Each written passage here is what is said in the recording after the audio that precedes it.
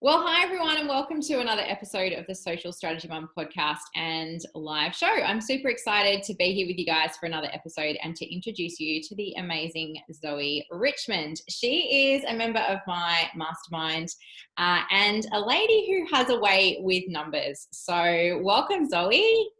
Hello, Carolyn. Thank you so much for having me. I'm so excited to be here. I'm really excited to have you, and I'm excited to have a conversation about numbers because this is often a bit of a sticking point for a lot of business owners.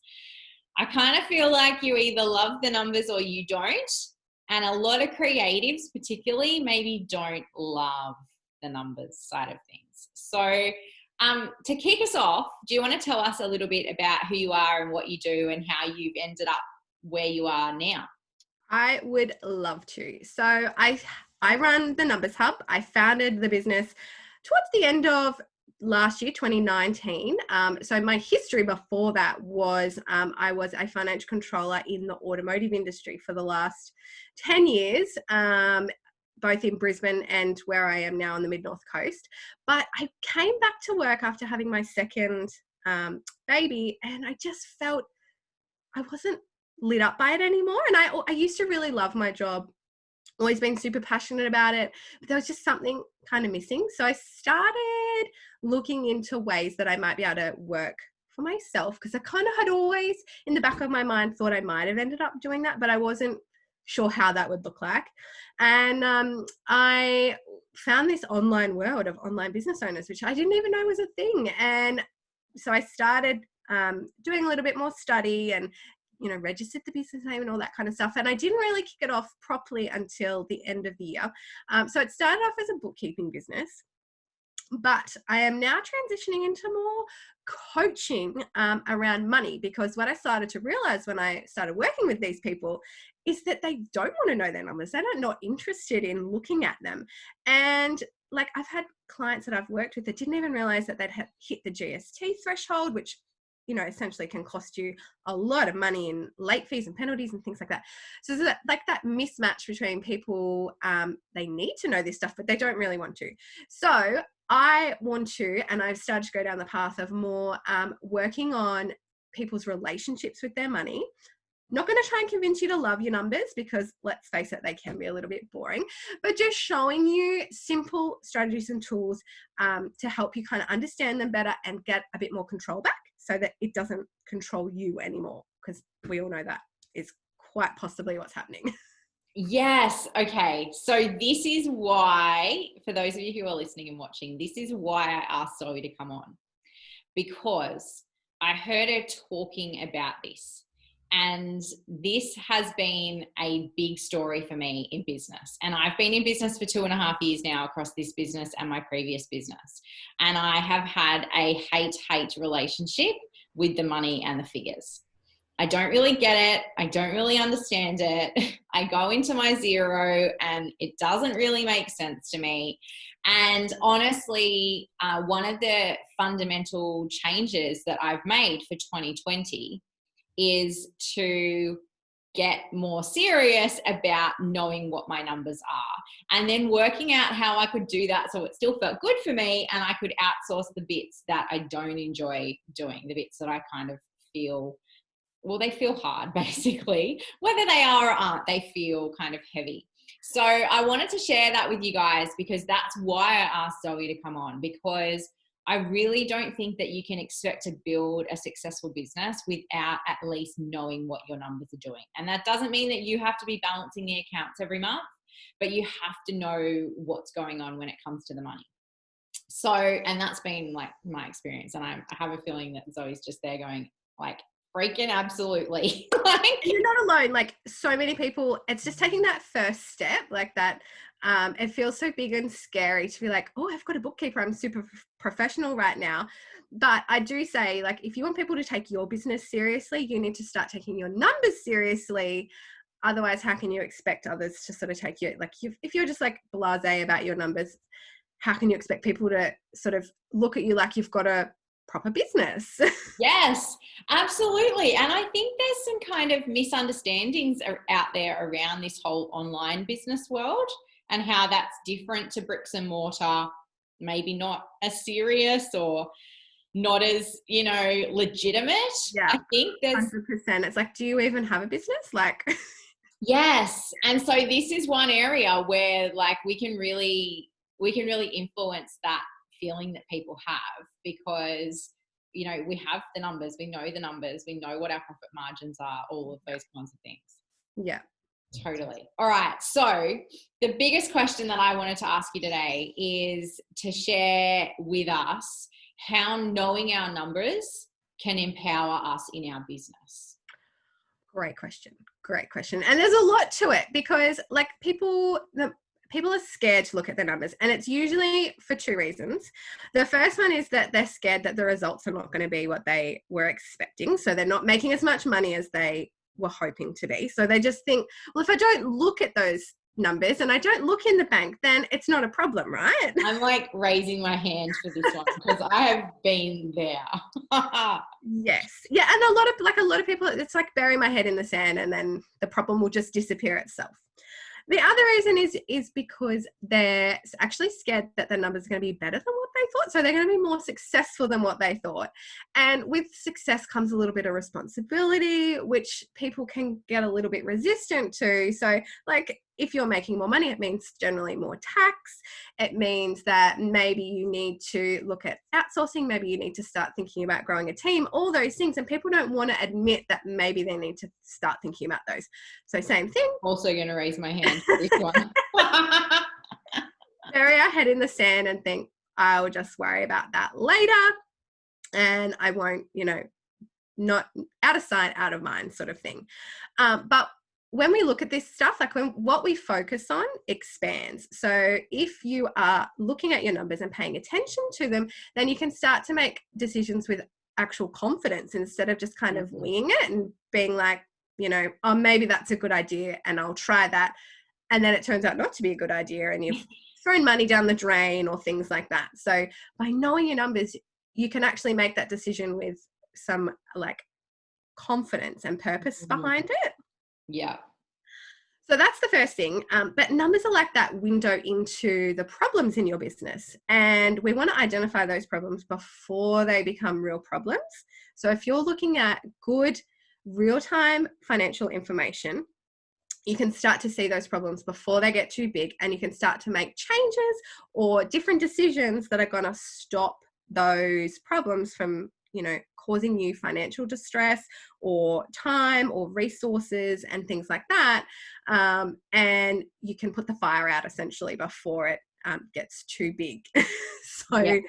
Yeah, which is, you know, so important. But the other thing is we do tend to subconsciously stress about our money. Like if we're not looking at it, then we're like, well, I don't know, is there enough money in the bank this month to pay the bills? Or will I be borrowing money from my personal bank account? Will I be paying on credit card? That kind of thing. Yeah.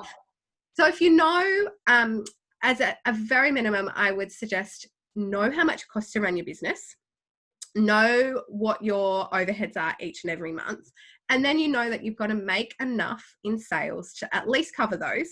And once you've hit that number, then you know you're in the clear and you're going to have enough money. So anything above and beyond that is that profit. So it's money in the bank, money that you can take and pay yourself. So you're kind of removing a bit of that mental drain if you know what you're aiming for and you have your end goal in mind and you can see it and you know it's there and you can do everything in your power to actually make sure you achieve it without the mental stress on the other side as well. Yes, I totally agree with that.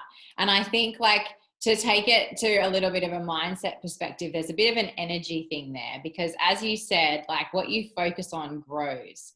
What you stress about does not grow. 100%.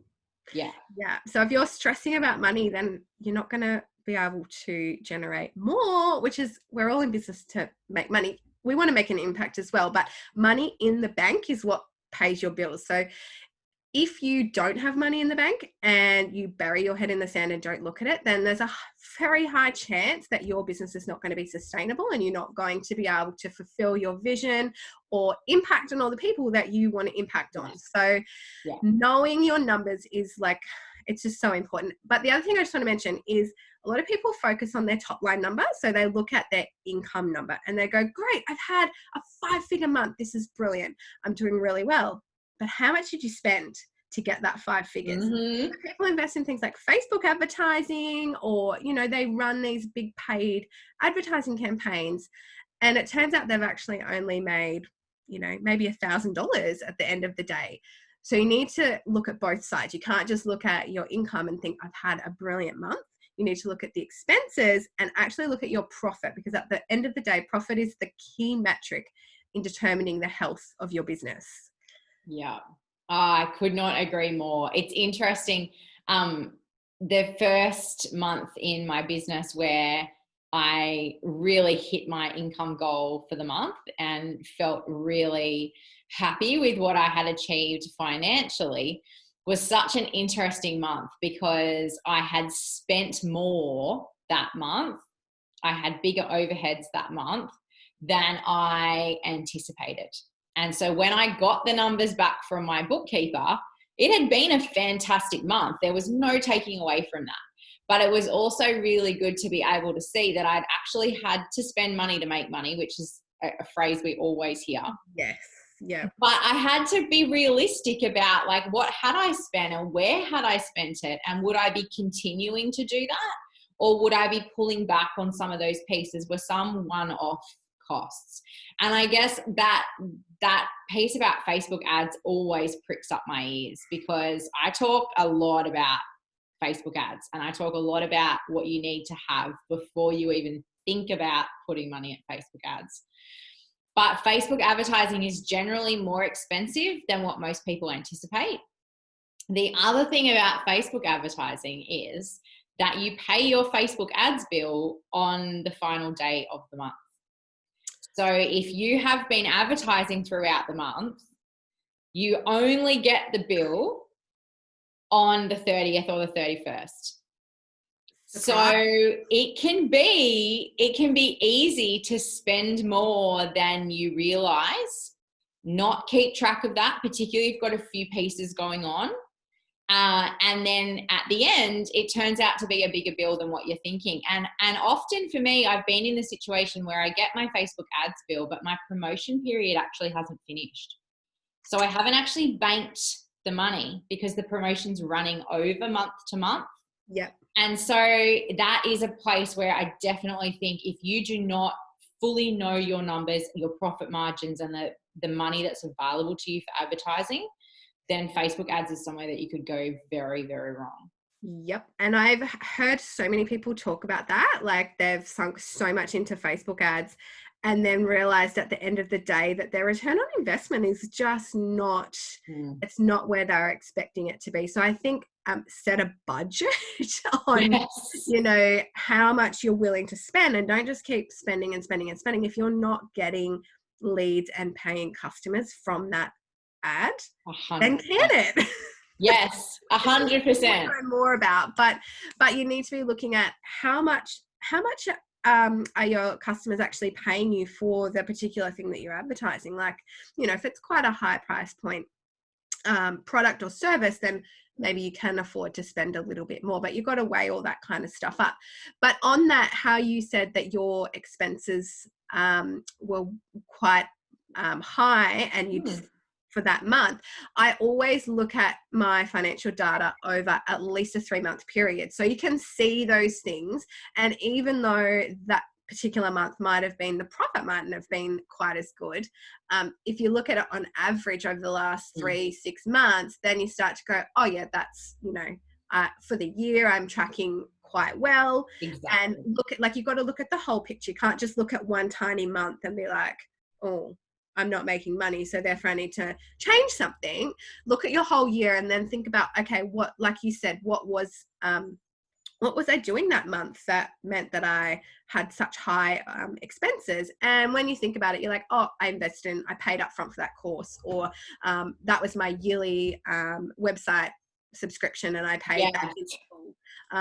So those things that you go, oh, well, I'm not going to pay that again for another 12 months. So that's why that and sometimes a lot of these things fall in the same month, which is kind of frustrating.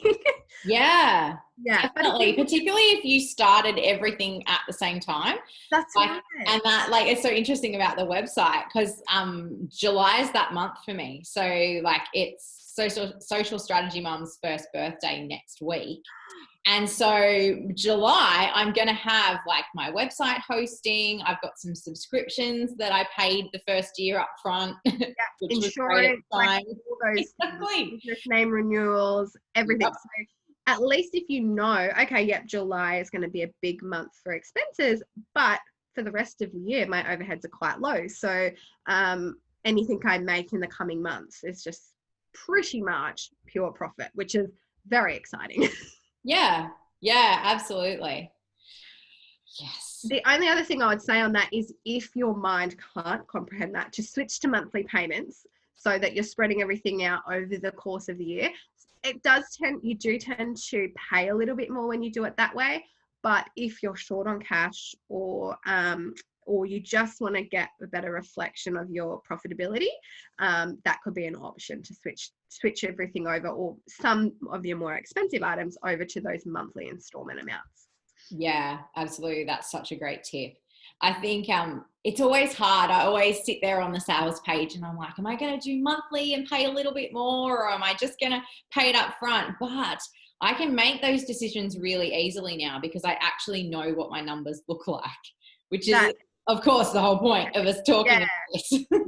Yeah. So one of the things that I like every morning, I check my bank account and I have a cash flow tracker and I update my cash flow tracker. So I know exactly, and I've mapped out anything that I do pay monthly. I've got them already in there. So I know exactly when they're coming out, and I know, okay, I need to make sure there's X amount of dollars in the bank account before then, if there's not already, so that it doesn't decline, or, I don't get charged late fees and things like that. So that's one thing I do every single day without fail. I always check my bank account and know exactly what I need and when I need it. Yeah, so I want to pick up on that because since I started in business, people have been telling me to do stuff like that, and I have not been doing stuff like that. And I still don't do that personally each day, but I do have a bookkeeper and all my things are in place, right? And I track my income and all that kind of stuff. So I guess the one thing that I want people to know is, particularly if they're starting out, that it doesn't have to be difficult to do those things, and you don't have to do them on your own. And there are people out there like Zoe who can literally help you like set it up and understand it. And keep it simple. Like, I think that's the people think this kind of everything to do with financials and numbers, like it's going to be really difficult, but it's literally as simple as I've got a spreadsheet with 2 columns in it and I put money in, money out, and that's it. And full disclosure, I actually wasn't tracking my cash as closely as I should have. Before I think 1st of June, I started doing it properly. Like, I always knew how much money I had in the bank, but I wasn't actually jumping in every day and checking it. And can I just say that since I've done that, it's been a game changer. So there is simple tools out there. It doesn't have to be hard, and it can be as simple as 2 columns in a spreadsheet, outsourcing to someone who can help you. Yeah. And just putting your hand up and asking the question. Like, don't be scared if you don't feel like you know what you're talking about, don't hold yourself back and be like, I'm going to sound silly if I ask that question. Because that's usually when people come to me and ask me a question, that's usually the first thing they say. I know this is probably a silly question, but blah, blah, blah. There's no such thing as a silly question. Like, if you don't know, you don't know. So put your hand up and ask the question. There's no judgment, especially from, I am so about no judgment, and I would be more than happy to answer any silly questions from anyone. Yeah, I love that, because honestly, one of the biggest hurdles for me outsourcing this stuff has been the mess that I'd already created. Yes. And that I could, like, seriously, I think every single client of me has said, I was holding off hiring you because everything's such a mess right now. I was going to clean it up before I got you in. And I was like, well, that's what I do. Like, I will clean that up for you, and I won't judge you. Like, I know that numbers, you're really good at social media, but if you came and looked at my social media, it probably would be a mess right now. So, like, that's the kind of thing. Don't be scared.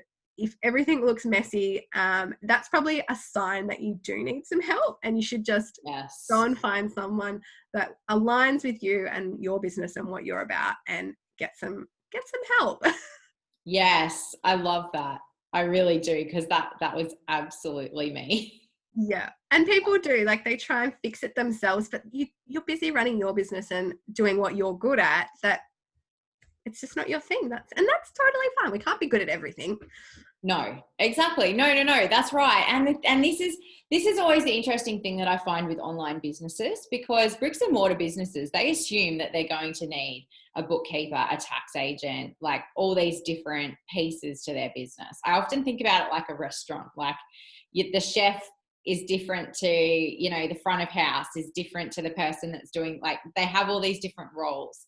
But so often in small business, and particularly I find in small online business, we're trying to be a jack of all trades. Yeah. And that isn't always the best way to go. And a lot of the time it's a financial decision. And I 100% get that, because that was me for over 2 years. But in the end, it pays off to have people that really get each of the pieces helping you to kind of navigate all of that. And then it gives you back your time to work on what you're good at. And you can then put that time and energy and focus back into helping your clients. And you'll probably find that you actually start to make more money, because you're not worrying about, oh, I've got to make time today for my bookkeeping, or I've got to sit down and do that one job that I really hate doing. Like, you'll remove that from your mindset, so you can just focus on what you do best, your zone of genius, and making sure that you're delivering the highest level of service to your customers and your clients. Yeah, absolutely. Awesome. This is amazing. This is such an important conversation, because I just don't think enough people are talking about this stuff and being honest about the fact that it's a bit of a journey. It's a bit of a navigation. It's not everybody's thing. Yeah, 100%. But don't be scared. Go and check those numbers, go and check that bank account, and you might be surprised. Yeah, you might be pleasantly surprised. And I've had that happen to me. So yeah, I mean, it's all really about that whole knowledge is power thing, and just knowing what's going on so that you can make the best decision for moving your business forward. 100%. And you can't do that if you don't know what's going on with your numbers. Absolutely. So important. Yeah. All right. Okay. This has been awesome. Thank you so much, Zoe. Some really, really good advice in there about how knowing our numbers can empower us in our business. So for those people who are out there right now and they're not feeling 100% empowered about this whole finance side of business, or they feel like they've got some of those silly questions, yes. Where can they find you? So I hang out most on Instagram, which is just The Numbers Hub. Also The Numbers Hub on Facebook, or my website is thenumbersHub.com.au. So come and find me. I'm happy to answer any questions that anyone's got. No judgment, promise. Beautiful. All right. Well, I will link up all of those places that you can find Zoe across social media and her website in the show notes. I would absolutely love it if you listen to this episode. If you have one really big takeaway, one thing that you just get out of this episode, I would love you to head over to Instagram, share what that is on your Instagram stories, tag Zoe, The Numbers Hub, and me, Social Strategy Mum, so that we can see that you've been listening and that this has been helpful, and continue the conversation over on Instagram. So thank you so much, Zoe, for your time. We really appreciate it. Thanks for having me. All right. See ya. Bye.